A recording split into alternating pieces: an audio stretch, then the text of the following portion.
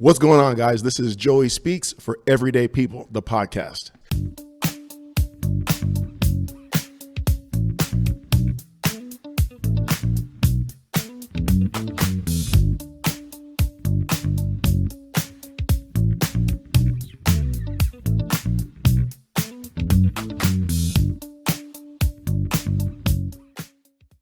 Today, I have my man Ron Withers and Daryl Chapalian on the podcast.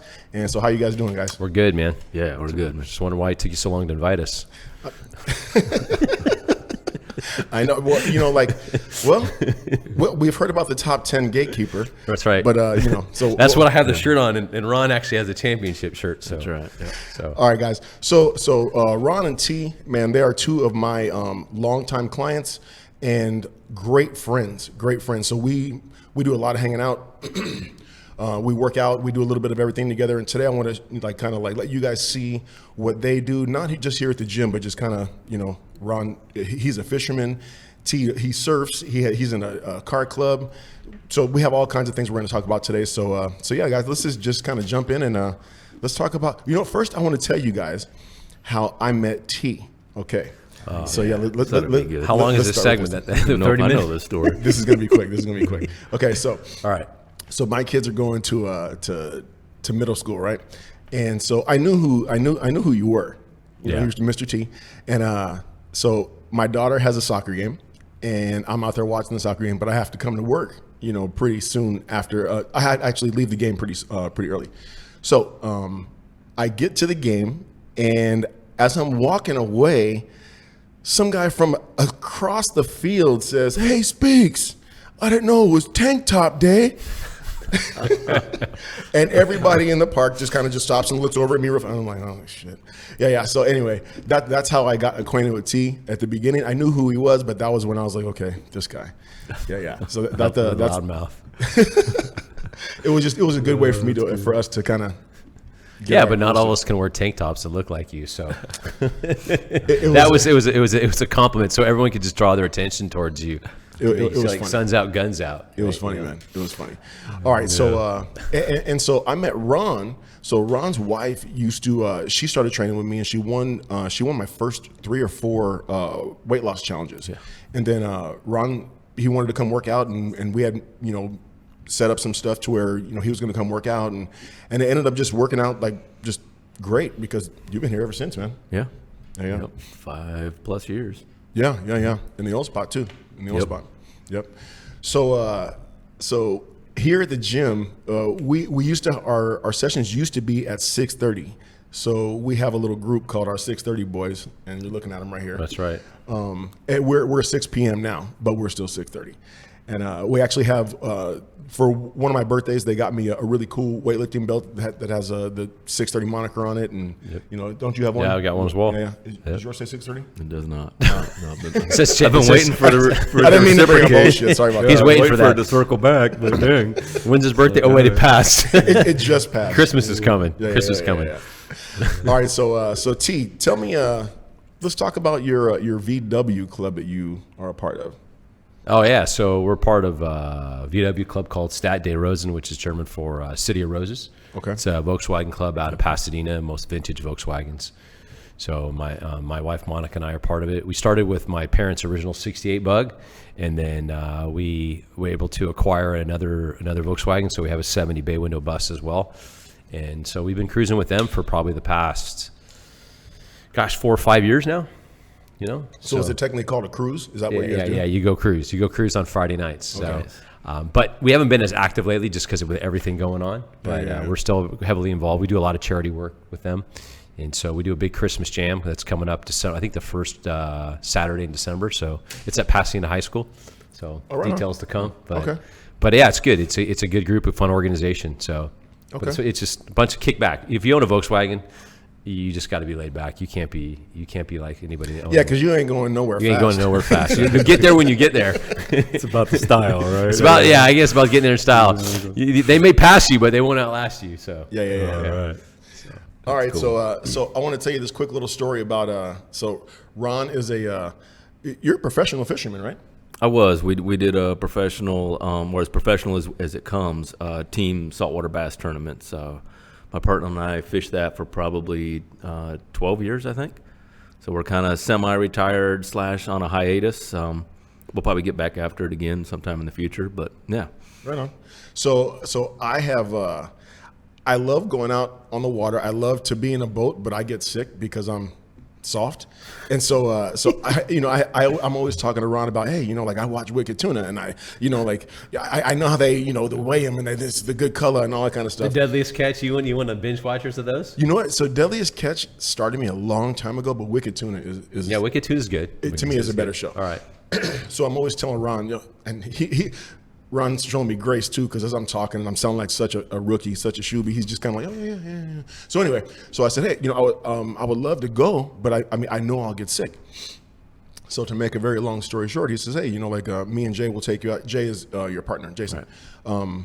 We'll take you out, and if you get sick, if we're out there for 10 minutes, we'll come back in. Right. If we're out there for 2 hours, we'll come back. Whatever the case is, and for someone to say something like that, because it's a thing just to go. You're not just going around the corner, like you're going down to the water.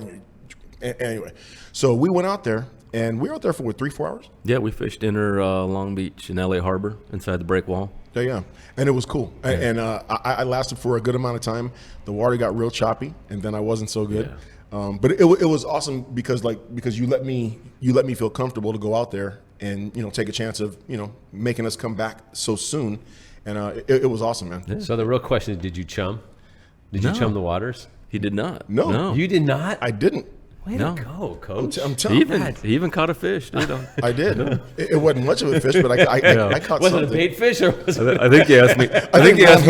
He asked me not to post it. If I remember He rolled right. in the bait fish. He thought he caught one. let's keep this one off the interwebs. I have a picture of it. It barely got outside of my top of my hand and the bottom of my hand. It was. So you got to hold it really close to the camera. That's the trick. It was hold a it really goldfish. close to the camera and away from you. Yeah, we forgot to bring an action figure. That's what you do. You put him in the arms of like a GI Joe. Right. Yeah. Yeah, but it was awesome though. It was fun. He has it was like a speedboat, right? No, it's a 20-foot center console that we used to fish out of. That's actually one reason why we don't fish tournaments anymore, because the motor blew on it. So, sounds like my bus. Yeah. So yeah, Jason ended up selling it and getting a different skiff that he's dialing in now. But yeah, it had a 150 horse on it, so it would get up. In good conditions, it would hit probably 40 miles an hour. Yeah. It's pretty moving. good clip. Yeah, Oh, I felt like pretty miles an hour on the ocean water. I felt like Tubbs and in Miami Vice. Well, the wind was just Was Ron Crockett when he Crockett in Tubbs? No, it was pretty cool. I had never been on a boat like that before, so it was really cool. It was when we first launched. It was nice and smooth, so we were able to get up on plane but yeah, that wind kicked up in the afternoon. And it got pretty nasty, even inside the harbor, which normally it stays calm. It was pretty rough. So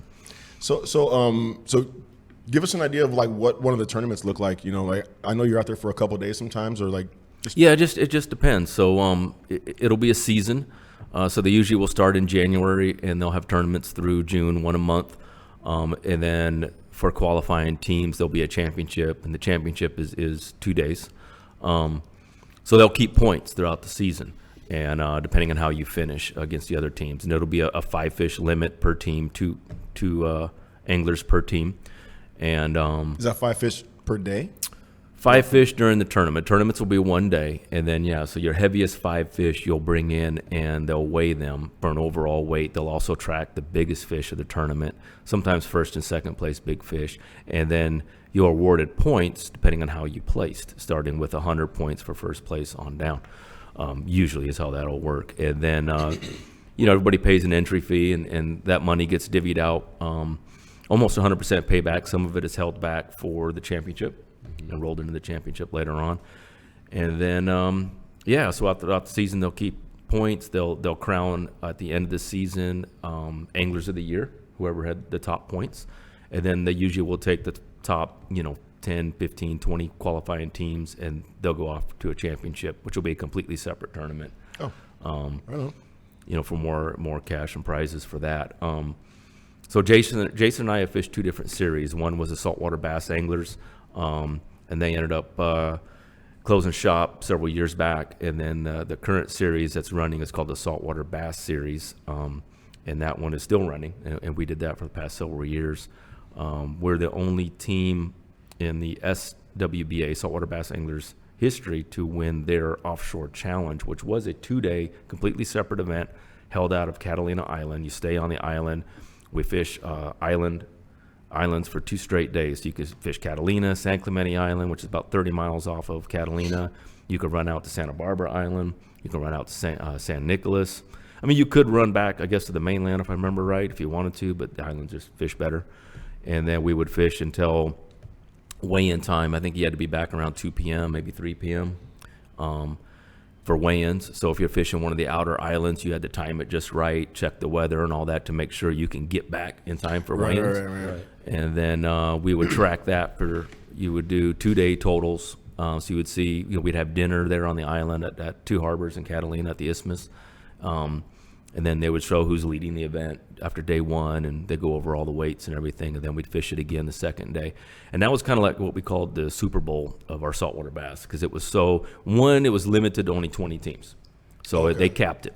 We would stay there, like I said, at 2 harbors. Some would stay in the Banning House, which is kind of like a really nice bed and breakfast type style place over there, or an Airbnb style, I guess, more like.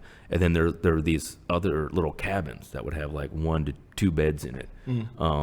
Real rustic, it'd have I think it has a sink in there. The bathrooms are outside. Had like a little common area with grills. Most of the teams stayed there in these little cabins. And so it's like a whole culture. Oh, yeah, we would hang out at night, and just, guys rigging up and just talking and having a good time. And then we'd all crash, and, some guys stayed up later than others partying, and you can always see them. We all get up like at 3 a.m. to start the tournament, because launch would usually be around 5, but you had to get down to the dock, check in, then you had to get down and get taxied out to your boat, because at 2 harbors, your boats are moored offshore, like in the harbor. So you had to have either, they had a little a harbor master that would run you around, or other guys that had already gotten to their boat would come around and pick up guys, and we'd all stage outside the harbor until launch time, which is around 5 a.m. and they'd play the national anthem and over the marine radios, and then boom, we'd do usually a shotgun start where all the 20 boats would just take off and head crazy different directions. Like ready, set, go. Yeah, and that was always fun to watch. I don't know if you've ever seen anything like that on TV where they've done other marlin tournaments and stuff with a shotgun start, but see all these boats take off. It's pretty cool. I know. And so you'd haul butt and get down there. So we did that. We're the only team to ever win that tournament back to back. So we won it twice. Do you guys have like a team name? Yeah, we were team anchored. So the Saltwater Bass Series, all teams had a team name. You were assigned a team number and a team name. SBS, not so much. It's more just the angler and or captain and co-captain type of thing names. But a lot of guys still carried over their team names from SWBA if they fished it, just because it had a kind of a moniker with it. Over the years, some guys would switch out partners here or there and either change team names or whatever it might be. So, but yeah, it was cool. So we're the only team ever do that back to back, which is pretty cool. And we're talking about some of the best saltwater bass anglers around, that have fished that. So it was pretty cool to go in that environment. It's very competitive and very intense. So like, I've explained to you before, fishing these islands in these small boats, we like to fish shallow, which means we're fishing, in zones that you would surf, and our boats, and sometimes inside those breakers. And my partner Jason, he also surfs. I used to surf way back in the day, so we both have a good eye for swells and the waves, and you need that because you got to keep an eye on that. Make sure you're not going to take a wave, and many teams have. We've taken a few. Thankfully, that hasn't capsized us or anything. But so it's it's more of a high intensity, high impact style of fishing. You ever fish? No. I mean, really? For as much as you're in the water, you never fish? Well, not saltwater. Okay. Yeah. Interesting. Freshwater fly and all that in the Sierras, but Yeah. nothing like Ron. That's cray because it's a lot of water. And you got to find the right pocket of fish, and if you got your best 5 fish from 5 to 2, come on now. You got to know conditions and this and that, it's and a whole thing. what they're feeding off of from where they're at, the water temp. I mean, that's everything. That's a whole science. If you can put me in a lake, it's between 2 miles in circumference, I have a pretty good chance of finding a fish. You put me in the ocean? Oh, hell no. So I'm on a pontoon boat with my boy Boyette from high school, and he has the whole radar finder thing, and it's a trip how detailed the stuff is. yeah. That I mean, I know you know what I'm talking about, but like I just had no idea how detailed. Like, there's so much more to it than just going like that. It's come a long way now. Now the electronics are ridiculous. They have, not only does it shoot straight down, but it also will shoot out to the side, and it almost comes back essentially in real time. And now you almost get this photographic image of what's down there. It's insane. Like an ultrasound picture almost. Yeah, if there's a stump, you can see a stump on the screen. I mean, it's crazy. almost like a live camera. It's getting to that point where it's almost to the point that it could see would be unfair if you have the right technology. I mean, but you still got to be able to catch them. There's two sayings, right? One, 90% of the fish are in 10% of the water. That's right? true. But then there's only 10% of the anglers catch that 90% of the fish.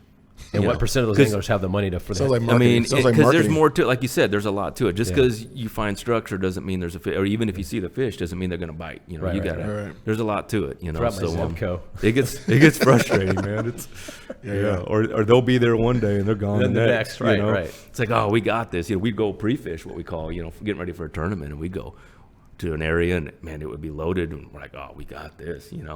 Tournament time, you go out there and nothing, gone. It's just like, oh. Now what? So you got to have game plan. You got backup plans, and multiple spots, and So since we're talking about water, I know you've been doing a lot of surfing lately. Yeah. I know you didn't you just come back from surfing right now? I did surf this morning. So when did you get in heavily into surfing? I know because from what I've known you, I know you've always had the VWs. I know you've been into that. I didn't know you were into surfing up until just recently. Yeah, so it's kind of been a new thing for me. I used to surf in college with the soccer guys. Okay. Not a whole lot, just weekend runs and stuff. So I learned something when Josh was at Point Loma. My son Josh, they have a surfing team. Yeah, they do. Oh yeah, right at Point Loma. Yeah. Well, I mean, how could you not with that campus? It's right there. That'd be foolish if they didn't. That'd be sacrilegious. God would be pulling them from that campus. Yeah. Like, you ain't using this to the best of your ability. You're gone. Go on. My bad. It's all good. Yeah. And then, so I used to surf in college with some of the guys, and then just kind of fell away from it. And I always had fun. Because I think all the sports, like being in soccer for so long, like you rely on not only yourself, but I would rely on Ron and his role as a striker, maybe your role as a center back or center midfielder, and you rely on each other as a team to win a game. Yeah. Surfing is, you have this device, the surfboard, and then you have this relationship with the ocean, and it's just you and the waves, and every day is different. And all you can trust upon is what you're going to bring to the table, and what God's going to bring you through the ocean, and then you got to hopefully that day it's gonna match, and some days it doesn't match. Yeah. So, and then there's one of the guys that his name is Jason Johnson, and he's been one of the vendors from the school districts that I've worked with, and he's always like, hey man, did you surf, right? And I said, yeah, we talk a little bit about surfing, and he goes, you got to come out. So it's been a little over a year and a half now that I've taken it up and been pretty consistent almost every weekend, and then in the holiday time, and then in this summer I almost surfed every day. Yeah, I remember you talking about that. And it's been good for me. It's been really good for my soul. It's been good for just me overall, what it brings to me. And it's a crazy thing that I get up as early in the morning as I do, but man, it's good stuff. Yeah. I think for anything that you do by yourself, once you find your groove with it, whether it's surfing, golfing, lifting weights, anything that's individual that you don't need anybody else for. I'll put my headphones on, go to the gym, and I feel like I'm alone in a room full of people. Yeah. And it's obviously not the same as being in the ocean, but I totally get it. Totally get it. And just through that, even though you're by yourself, I've gotten to know a group of guys, and there's 5 of us, and we call ourselves the Breakfast Club. And everyone has a nickname. There's the professor, this guy named Matt. Wait, who are you? Oh, they call me the Supreme Leader or the Fuhrer. They used to call me Principal Skinner when I was a principal. Nice. But now that I'm a director, now they call me the Fuhrer, the Supreme Leader, which is so far. It's funny. Because they call me the Fuhrer because I have German for the leader, and because I have the bus. And Matt, he's a professor. He's actually a professor at El Camino College. And then there's the legend, which is Jeff.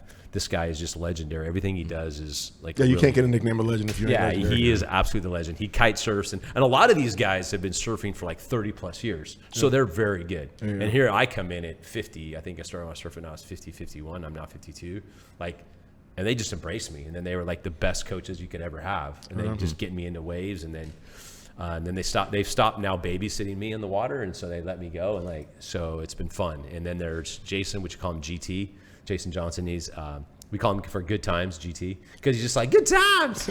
So he's always happy. He's the loudest guy out there in the water because he just enjoys being out there. And then there's me, and then there's Roger. He's a really good surfer, and he's just a good dude. And so and we just come out and we meet together on a WhatsApp app, and who's going to go out and. Oh, you guys do WhatsApp? WhatsApp, right. And we're all on it. And we call ourselves the Breakfast Club, and we've hung out a few times and dinner with our wives, and it's just a good group. That's cool. Right on. Yeah. So let's talk a little bit about fitness now that we've talked about everything else aside from Yeah, the way that we actually really hang out. So so both of these guys have been a part of my gym for over 5 years. Yeah. Over 5 years.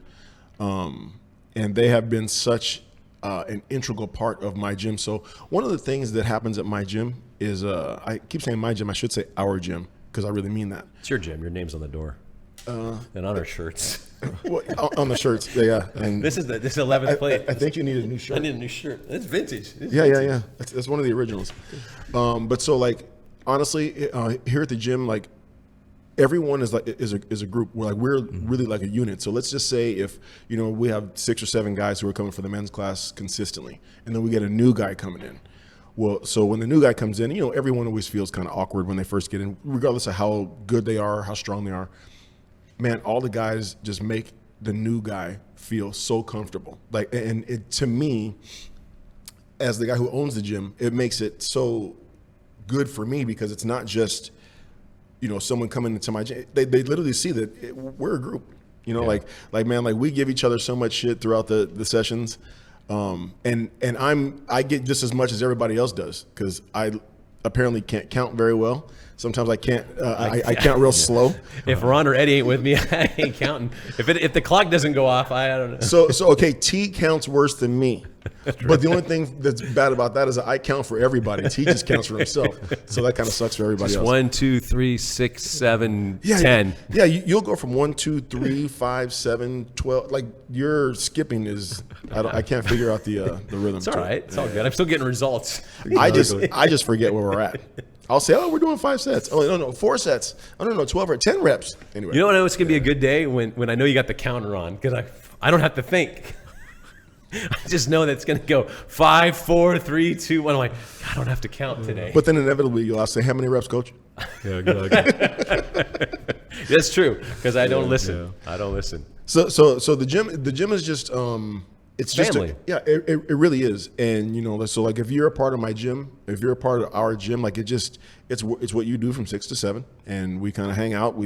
We bang the weights, we talk shit, we listen to all different kinds of music.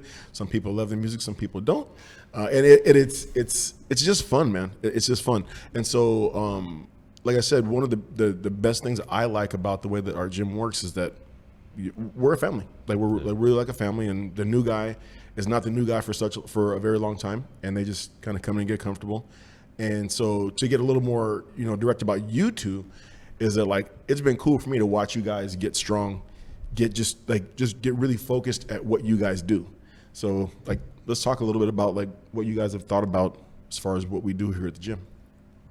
Well, I think that knowing that this conversation was going to come up, what I can contribute to someone might be listening, or I think oftentimes when we think about going to the gym, we already have to be fit to go to the gym. And I think that's an obstacle that a lot of people have. And I know I struggled with that originally when I started coming to you because, I would weigh at 223 or 225 roughly when I started, but with you? No. I think it was a little more than that? Yeah. Yeah, okay. I know the biggest I was at 243, and that was Fat Daryl. And so, but there was a lot going on for me in my life and a lot of struggles internally and spiritually, emotionally, physically. But come to the process that's where you got to start, I think. And then I think the advantage of being part of this gym, and I think you as in your mentorship is it's non-threatening, and you meet us where we're at. So and then you just take us where we need to go, where we would like to go. Now the journey's different for everybody. And and I think for me the progressive weight loss has been, over 50 pounds. That's been over 5 years. Yeah. But consistently maintaining it now off for think shortly, like Quarantine Tea. I think that was when Quarantine Tea came out. By the way, Quarantine Tea right here. And you can watch some of my videos. We got to dig up some of those videos. My Quarantine Tea videos. But during COVID, and I think then maintaining that and then learning that fitness is part of and nutrition. I think that's the thing that got to me was the nutrition, not the diet, but the nutrition. And then the camaraderie that I felt like I was indirectly, because I work out with Ron a lot. And so like, I felt like I had to be accountable to him indirectly. I can't come here and not lift what he's lifting. And in order to get and not in a bad competitive way, no, but just like in a good competitive way. Because Ron would like indirectly encourage me. And then when you got you that shirt, that was, such an encouragement. Yeah, that shirt. That was the championship shirt. Yeah. And then I got I don't even think I didn't finish in the top 11. I think I was top 4 or 5, but you didn't say it. No, I think you were second or third one year. Third one year, yeah. No, I made the podium. I never got second, Coach. I made the podium. I think I can check the records. I think it was silver. I think it was third. Okay. I got bronze. All right. Is there a bronze shirt? But regardless, I think the fact that to me is a big factor when guys come in like the 630 group. Yeah. Everyone's in a different walk in their life, but to see progression in people is the biggest thing. Yeah, for sure. That to me is, you don't have to come in and be like a fitness model on the cover of Men's Health magazine. We all get wrapped up in that, right? But it all starts kind of in here, and then hopefully then we can take care of what's in here, and then it'll come to the outside, and then we can start feeling a little bit better about, and then feeling safe in here. And I think that's a big part for guys, is that we feel safe. Even though as much as we razz each other, we poke fun, or we have some fun, but there's a safety net in here of coming in and working out and meeting us where we're at. So so that's interesting that you say that, because so like if you're in the group and people aren't messing with you, like you're not one of the guys. Yeah. Like if you're not getting it and giving it. Yeah, but you also want to be like, if anybody should say this to me, is being sensitive. Where's that line? Because I know I can cross it. Well, T's never met a line he hasn't either towed or crossed. But yeah, and obviously that. But if it's in love though, it's yeah. But it comes in time though. Like you don't just walk in, the first day like you're just giving somebody the business the first day. Yeah. But like to me, what you just described. I think I have though. Well, you do. But, who was it that I called the water buffalo? Was that Kevin? Sorry, Kev. Was that fool is yoked. And he's a beast. Yeah, I wasn't sure what was going to happen after that. After we were throwing mitts? Yeah. Oh, man. That mofo is a big boy. He's like a water buffalo, man. And I know what you meant by it. It just didn't come out so good, though. It didn't come out so good. Delivery. I'm still standing, though. I'm still standing. Exactly. Yeah. But so to me, like what you described, for what you've been doing over the last 5 years, and 50 pounds and all kind of stuff, is like you've stayed the course. Like it's not just, hey, I want to get in shape for the summer. I want to get in shape. It's not that. And there's going to be ups and downs. Yeah. And so like it just really has been a part of who you've become. Like. I think that one of the coolest pictures that I've ever posted is, so he had to go to one of your board meetings. Oh yeah, that's right. I was late. You had to go to one of your board meetings, and so shirt and tie. Yeah, you're in a shirt and tie, and you got to hit those last set of curls. That's right. And but that shows where you're at. Yeah. Like you weren't in a rush to get out because you wanted to avoid the workout. You were in a rush to get out because you had to go, but before you went, like you had to get that last set. So like it's become who you are. Yeah. And so like. I don't expect for everyone to, you go to the gym and all of a sudden it's going to just be your life. That's not what I'm saying. But, man, like it has to be a good percentage of not just what you do, but who you are. Yeah. But think about it. It took a lot for me to get there. And then it needs to become a lifestyle. But when I think the crutch that at least I could speak of for me, that was my own devil's playground in my head, so to speak, which was an obstacle for me, was getting to that point to take a foot back into the gym. Because having been fit for so long, playing competitive soccer, playing overseas, being an athlete, and then losing that physique, it was very depressing. Yeah. And it came at a time when I had a lot of loss in my life, so it became one more loss, right? Yeah. So, like, and then dealing with that loss, and then you have to like. What Monica has taught me, my wife, is like, you got to first love yourself. I'll never forget, we were on a walk, and she's a gym rat, and as you guys know, like, Yeah, she's a gym rat. Yeah, she's a gym rat. So, in a loving way, like a good rat, like a New York rat, but like one that just stop. Okay. So, Yeah. it probably goes back to the water buffalo comment. Yeah. So here's a line. And here's T. Holy shit. But I remember saying to her, we're on a walk in Monrovia when I was living in Monrovia, and I said, "There's a gym over there," and I said, "Someday I'll go back." And she goes, "When you're ready." Yeah. And I think that I'll never forget that conversation. I never forget when I walked in that gym. And when I walked into that gym, I never felt so out of place. Because I looked around, and despite anybody else's physique, I focused on the most fit person there, and that became that became the measuring point. And that what I love about here is I think anybody can walk in, and at least I would hope that we're all different measuring points, and you can see a wide variety. Hey, but we're all in here trying to do our best to make ourselves the best versions of ourselves. The biggest thing is that all fitness levels, whether it's fitness or not, whatever your level is, like we all got to start somewhere, man. Yeah. You know, like it's I think that we have so many ideas of what it's supposed to be. But then when you get into it, you realize, well, this is who I'm supposed to be. Right. And it just takes a minute to kind of get over whatever it is that we're thinking about. But once you do, you get what you get. Yeah. Yep. Yeah. So Ron's a big part of that for me. Yeah. Well, that's what's cool about the group is that everyone is different, right? Yeah. There's different ages in our men's class. There's different fitness levels. Some are there to lose weight. Some are there to get stronger. Yep. Some are there to put on weight. We've seen that, And like you Some are mentioned, there to just get out of the house. so, just to relieve some stress. Those are all 8 of us.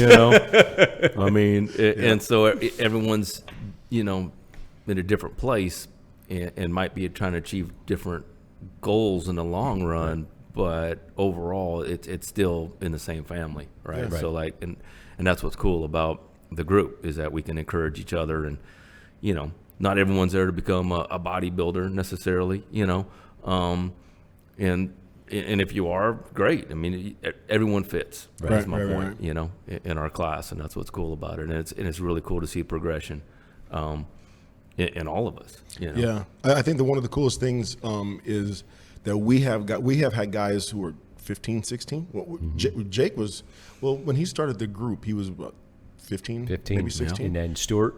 Yeah, Stuart was maybe 16. But then Eric. Was Was it Eric, the young cat that played baseball with Jake too at the high school? You also started him in the early gym. Oh, that was Luke.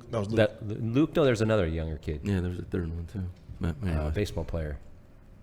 Ryan Lou? Ryan. Yeah. Right, sorry. Yeah, Ryan Lou was my first client. Yeah. But so we have guys in the guys group who are as young as 15 or 16 up to, we're all in our early 50s. And then 60 something. Shelly, my boy Shelly, my brother from another mother. We gotta think of a good solid nickname for like the solid dense muscle. This guy. So Shelly will be 67 this month, and man, when I say he has solid dense muscle, like you touch anywhere on his body, and like he's just so solid. Like it's from literally years and years and years of lifting. You're not 67 years old and are as strong and as big and just as fit as he is at his age without putting in the work for all those years. Right. So anyway, so we have guys from from 67 and everywhere in between. We have a bunch of early 40 guys, a couple mid 30 guys, and one of the coolest things is that like especially for the younger guys, the older guys will help them out immediately. Yeah. Yep. Like it's the second that one guy sees someone doing something they shouldn't do, couldn't do, whatever the case is, like it's not just me coaching them, it's you guys. Yeah. But it's vice versa too, because sometimes that young energy, you know what I mean? It's it makes me want to go faster, right. You know what I mean, and like work on my endurance, and it's like it's just. And you don't want to be showing up a little bit. There's that little pride. The testosterone kicks in. It good definitely. Yeah. And that's what's cool about it for sure. Remember when Stuart was jumping onto the top box? Yeah. And he could barely jump. When he first started, for him to jump was awkward. And then he was jumping so good that he would jump the top box, and he would have to catch his balance because it was too low. Yeah. Like Stuart progression. Yeah. I miss that guy. we're gonna get him on too. Anyway, so Ron, so let's talk about your fitness journey and like, you know, one of the things I want to bring up about Ron is that Ron is super detailed. So like when Ron is on it, he is in his app that he tracks all of his food, his workouts, like everything, like to the T. And so like everyone's personality is not like that.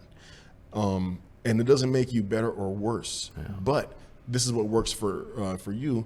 And so like just give us an idea of like what you think about like when you're like kind of going into a challenge or like whatever the case is for you, if you're going to do something for 6 to 8 weeks. I mean, I've got to know where I'm at and what I'm trying to achieve, you know? So, I mean, we all know, I mean, there's no secrets to weight loss, right? I mean, you gotta burn more than you're consuming, right? You gotta consume good, healthy foods, and you gotta burn more calories than you're eating in order to lose weight. So if you're not tracking it, how do you know that you're doing it? Right. You know, so that really helped me to, you know, there's multiple apps out there that will help you do that, as far as like plugging in food and, you know, what the calories are, what the macros are. Macros being proteins, fats, carbs, and what balance you're trying to achieve in those macros, not to get too far down that rabbit hole. And then also a good heart rate monitor so you know how many calories you're burning when you're working out or throughout the day. Or, you know, you can use phone apps, you know, the iWatches and all that stuff. They do a fairly good job about it. But yeah, for me, I needed to see the numbers, right? So I knew where I was at. Right. What tweaks I needed to make. Maybe I needed to up my workouts more. Maybe I needed to tweak my diet a little bit more. When I'm just maintaining, I don't do that. But when I'm, like you said, when I'm on track, I'm in a challenge mode or whatever it might be, or I just know, hey, I got to make some adjustments. I'll start tracking it just to see, okay, you know, where am I at right now? What do I need to tweak? You know, going forward. So, but you really helped me with that. When I first started coming here, like you said, my wife had won your first challenge, and I think part of that was I think she got a session or two with you, and then she joined, and I just remember her, you know, coming home and just, you know, with different stories and stuff, you know, and just the shenanigans going on in the women's class, you know, and just, you know, the shit you were giving her. You know, and just the camaraderie. And I was like, and I think I could be friends with this guy. Just, you know, from the story she was like, I just, you know, and then two, it was like, I kind of liked what I was hearing. I at the time I was working out too, but just at home. You know, I had started at the Taj. It wasn't even then. It was living room back then. The Taj I built during COVID, during lockdown. But so, you know, basically I started getting into kettlebells. So I had a few kettlebell master, and I was doing that stuff at home, and I was following a few programs, and I lost some weight, and because, you know, where I was at one point, I too was, you know, I think I was like probably pushing 230 at one point, which is really heavy, and diet was just off the rails, and just I was not working out at all, you know, and so I knew I needed to do something.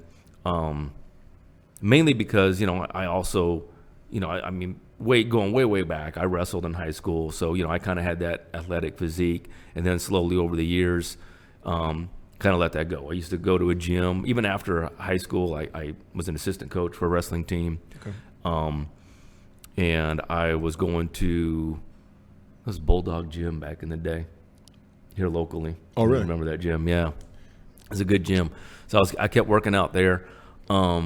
But, you know, over the years, I just stopped working out, you know, and every once in a while I would pick up some weights or something, you know, and I would do something, you know, but I got to an unhealthy weight. And I remember being at the doctor's office for a physical, and the doctor was like, "You're obese." I was like, "Bitch, you know, not obese. You know, what are you talking about?" So when that thing that keeps moving over on the scale when you and then, you know, he's like, you know, and of course, you know, they've got their charts and all that stuff, you know, I'm like, okay, fine. But, you know, but then I saw a picture of myself, you know, and I was like, dang, man, I'm heavy, you know. And so, and that's when I kind of made the switch myself, and I was doing different things, and I was working out at home and stuff like that. So it was in a decent place, but I didn't want to go back to a gym. right? Yeah. I just don't care for that environment personally. And for me, there's too many distractions. There's a lot of people there that are not there necessarily for fitness, Right. you know, Right. and so I was like, you know, I felt I could do my own thing better than I could at a gym. So that's what I was doing. But then when Anna was coming on with these stories and stuff, it's like, you know, I'm gonna talk to Joey and maybe we can work something out. At the time we were doing the team tournament thing, and Yeah. you know, we had some sponsors, and I was like, hey, you know, we'll bring you on board as a sponsor, and you know, and I think I was coming once a week to the old spot at that point. Is where we started off at. Yeah. And what I liked about it is, one, you incorporated boxing. You know, and we're not talking like, you know, sparring, but, you know, hitting mitts or a bag. Boxing fitness. Yeah, boxing fitness, boxing for cardio, boxing for fitness. No mouthpiece and headgear, just boxing fitness. Although sometimes, you know, but let's we're thought kicking. about it. Yeah. Yeah, we're still trying to get you to wear Somebody the, kicked me in the freaking head one time. We need to do kicking. You know, it's a little soccer in me. And you refuse to wear the body pads for us. But anyways, I thought, you know, that'd be cool. You know, because again, coming from, you know, tapping back into my old wrestling days, Right. you know, I like that.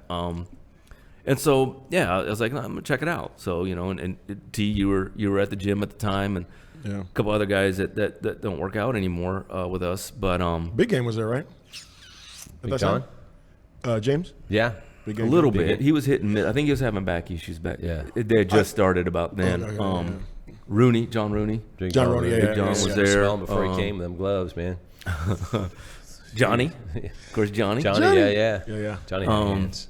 Yeah. So anyway, so you know, it was cool. You know, really small spot. You know, I remember just, you know, remember Tight quarters. you'd be holding mitts for somebody, and the rest of us would be in the parking lot waiting our turn.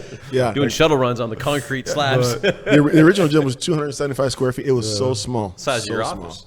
But it was cool, much, man. yeah. But it was a good environment, and you know, and you and I sat down, and what I like about you before you bring on a new client is you sit down and you talk with them. It's like, you know, what are you trying to achieve? Yeah. What are your goals? You know, what do you want them to be? And then, you know, you tweak things, and you help us achieve those goals. So, and then slowly, you know, we added a second day, and we got to the point now where, you know, I'm as full time as it can get, 4 days a week. Yeah. Sometimes 5 if I can make it on for the boxing sessions on Friday or wherever it might be. Yep. Because I just, you know, one, it's helped me. Like T brought up, you know, just having the camaraderie is cool. You know, it ends up being, you know, you miss your friends. Yeah. You know, it's like Yeah. you miss a day, you go on vacation or something. I mean, it's great. We all need our vacations. We need our time away. But we have an injury or an illness. It's like, one, I miss everybody. You know, I just want to get back in there, and I want to see what's going on. What am I missing? Yeah, you what know? did I miss? And then obviously, you know, the workouts. You know, we mix it up here, which is what I like, and that's helped me physically. You know, we do the boxing, and then we'll do weights, and then we'll do plyo, and then we'll do cardio, and you'll mix it up. And everyone loves plyo. Like I love leg day. And it'll vary week to week, month to month. You know. Yeah. And that helps. I think obviously, you know, you can speak more to that than I can, but physically that helps the body, you know, whereas what I was doing on my own ended up being a lot of the same stuff, you know, over. Yeah, and which over. is common and for you just most get, people. Yeah, you get muscle memory and everything else, and you tend to plateau. You might be at a decent place, but you're not progressing at that point, you know. So that's helped me out. You know, now that I'm getting older, I've got grandkids, I've got young nieces, and part of my getting healthier was, you know, I want to keep up with these kids. Yeah. You know what I mean? Yeah. I want to be able to run around as hard as, well, maybe not as hard, but try to keep up, right? And just try to be a kid with them and have fun. And, you know, unfortunately, you see a lot of, you know, of adults that can't do that. You know, you go to a park or a school, you know, and there's a lot of just sitting around watching your kid run around and play instead of running around and playing with your kid. I think that's sad, you know? Right. And so that was a huge motivation for me. I want to be healthier. I want to be physically fit. I want to, you know, not only look good, feel good, but, you know, be able to try to keep up with these young kids, right. you know? You know, I that hits home good because you know, I was on an airplane going to Oklahoma, and I always going to see my family in Oklahoma, and I always thought that the people, the stewardess, right before the flight would take off, they would say, you know, hey, you know, if the shit hits the fan, you know, the oxygen masks are going to come from the ceiling, and if you're traveling with small kids, put the mask on yourself first, and then put them on the kid. And I always thought, like, man, these people are idiots. Like, why would I do that? And then I don't even know what made it actually hit me. But like, I was like, damn, well, if I give out, but I put the mask on Josh or Lex, what does it matter? If I've passed out, but now they don't have me. Right. And so it really made sense to me. Is like, I got to take care of myself first so I can take care of the people who I love. Right. And so, you know, I think that we're all at ages where we had our kids at a pretty young age where we could play with our kids, you know, as they grew up. Yeah. It does suck to see people who can't. Yeah. You know, and then so like for me, you know, at 53, I don't like to listen to people tell me how old they are, because I'm as old, if not a little older, maybe a little younger, depending on who I'm talking to. But of course, we can't do what we used to do, but we can do what we can do, and it's much more than people make out. And Right. that's a good point, because, you know, obviously some people just physically can't, right? That they have injuries or wherever it might be. And but, you know, again, everyone's got their own Right. issues that we deal with, injuries, you know, genetics, whatever you want to, you know. Our path in life, yeah. But you still can get as healthy, as fit as you possibly can get within your own personal body and limitations, you know. And yeah, you know what?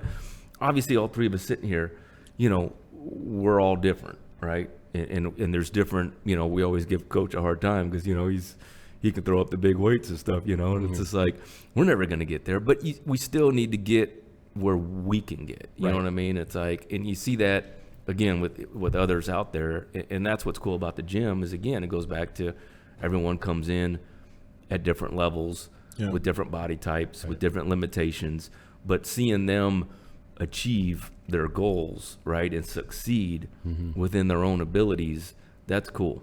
It's really cool to see, you know. And even if they're only here for a minute, you know, a month, 2 months, 6 months, a year, you know, we've seen a lot of, you know, gym mates come and go, but then you'll see them, you know, either at a gathering or just, you know, maybe on social media or whatever it might be, you know, and a lot of times they're still doing good. Right. You know what I mean? Right. They're still better than they were when they first walked in. Absolutely.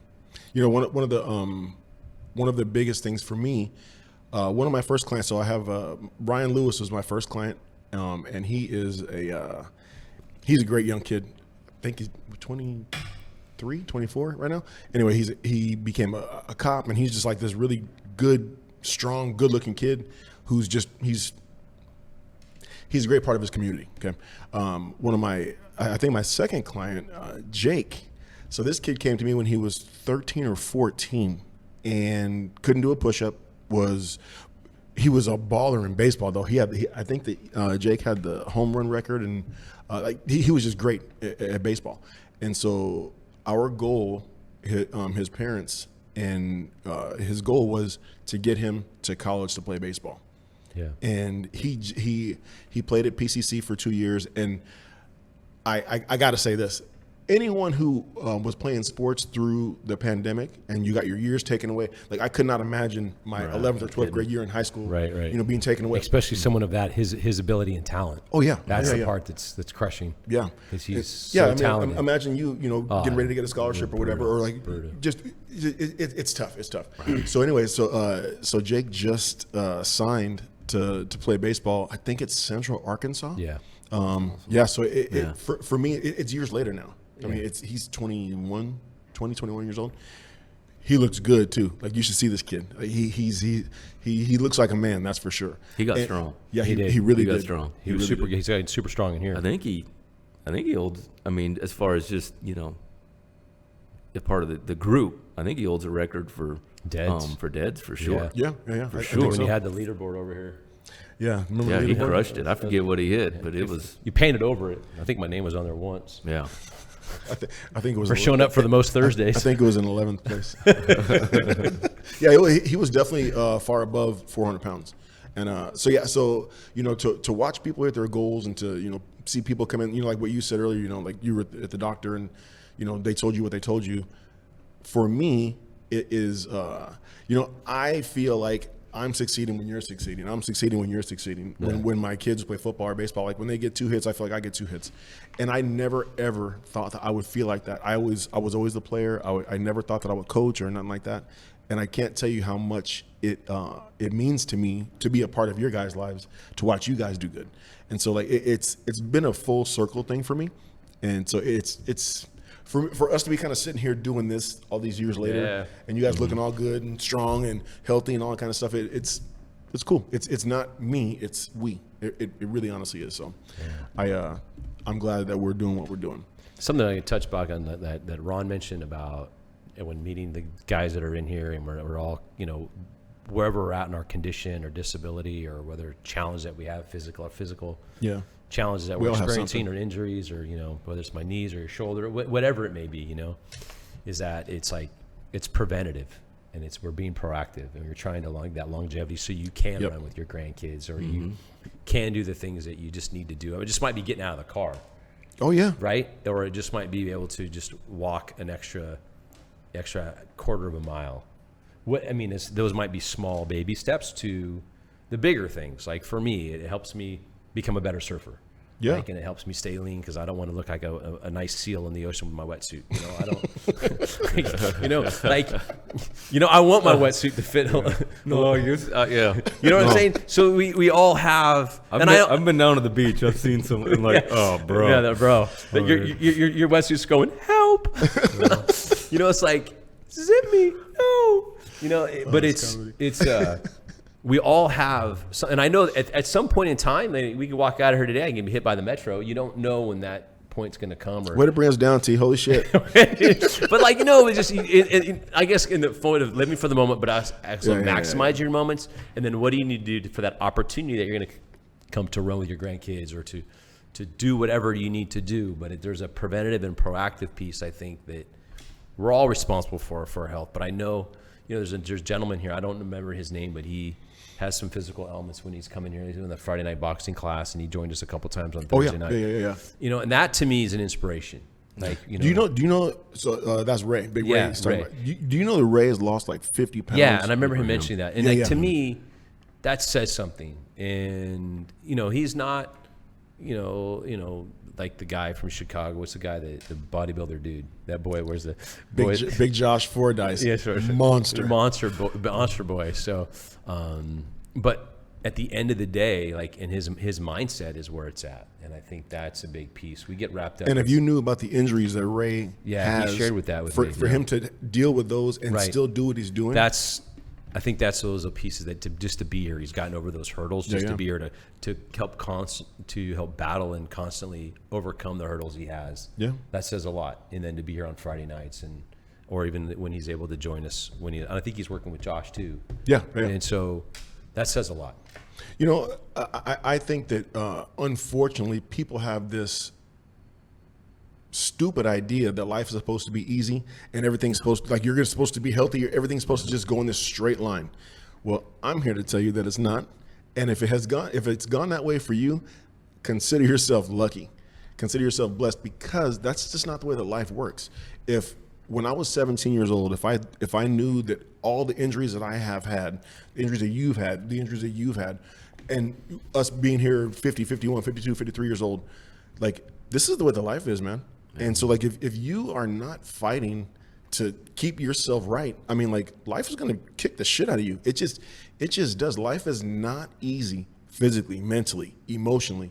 And so, like, like we were talking about, like, when you're by yourself out there in the water, like, it's good for your soul. The things that we do, it's mostly literally just to survive, just to kind of get from one day to the next. And so, like, whatever it is that it's for me, it may be different for you. It may be different but like, whatever it is, like, if you don't take care of yourself, like you are responsible for yourself. Like, I'm responsible for myself. Like, I don't give a damn what's happened to me. I don't care how old I am.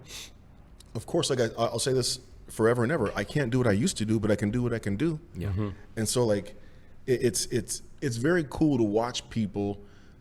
You have to take that step. Like, you have to challenge yourself. I think it's very important that people challenge themselves, right? Yeah. Do difficult things. Like, it seems like in today's day and age, people are always looking for ways to make things easier, right? Society is focused on easy, right? It's never going to be easy. I mean, everything, from, the cars we drive to phones and technology, and just everything is all about easy, right?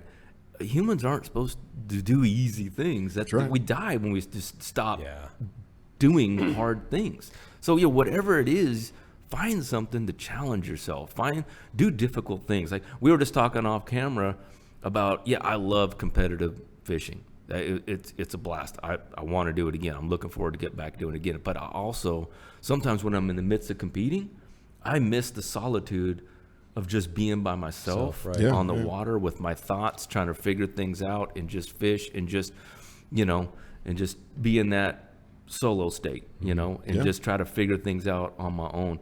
And even, when we're working out, it's like, it's not about necessarily like, I want to get yoked, I mean, that's a nice, bonus, but it's also about just challenging myself and doing difficult things that day. Yeah. It's like, do something hard. It doesn't have to be lifting weights. It could be, there's all kinds of things you can do. Just challenge yourself physically, do something, challenge yourself mentally, do difficult things, make it part of your daily routine even. Yeah, It can only help. And the funny thing is what you said is so right.